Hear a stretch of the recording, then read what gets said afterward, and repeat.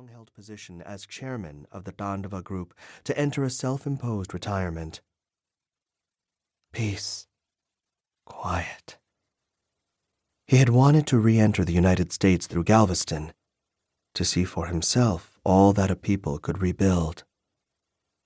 When they'd flown over the Gulf of Mexico, he could see the freighters lined up to enter the port, like a message written in a string of Morse code.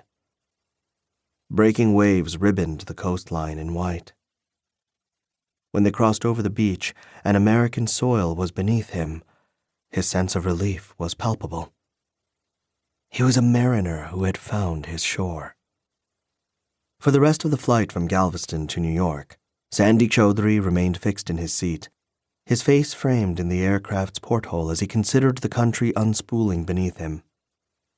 There was, he thought, an innocence to the United States, one it perennially reclaimed despite its past, despite its wars, disease, and even crimes against its own citizens. In America, you could forget. And if you could forget, you could again be innocent. This was America's promise. The reason Chaudhry had returned.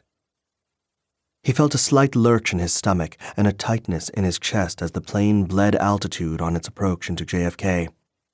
Chaudhry wasn't returning to America for only sentimental reasons.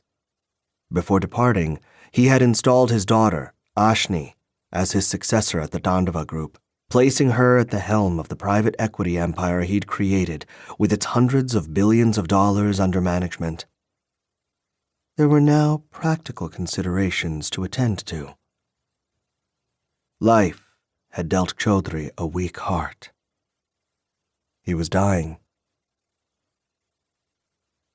12:14, March 12, 2054, GMT-5, the White House. This was her last chance. That was the message the White House Chief of Staff delivered to Marine Major Julia Hunt, who stood at attention, heels hinged together, flagpole straight, having placed herself at 6 feet in center in front of his desk.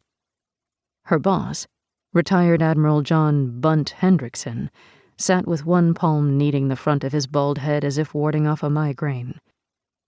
Hunt had once again stuck her nose where it didn't belong. She'd fulfilled a request for an intelligence assessment that should have remained unfulfilled.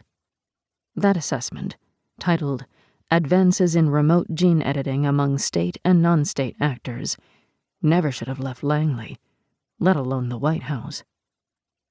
"I don't care that he's the vice chair of the committee," said Hendrickson, speaking to Hunt as if she were an obstinate child, striking a tone that felt familiar to them both.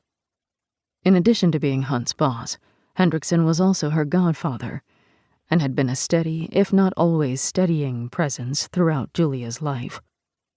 "I need to know this won't happen again, that you understand what you did wrong." "It won't happen again, sir," she said. "But do you understand what you did wrong?" She struggled to look him directly in the eye. Her gaze instead fell over his shoulder, where the news was streaming live on his computer screen. Hendrickson was familiar with this posture of avoidance.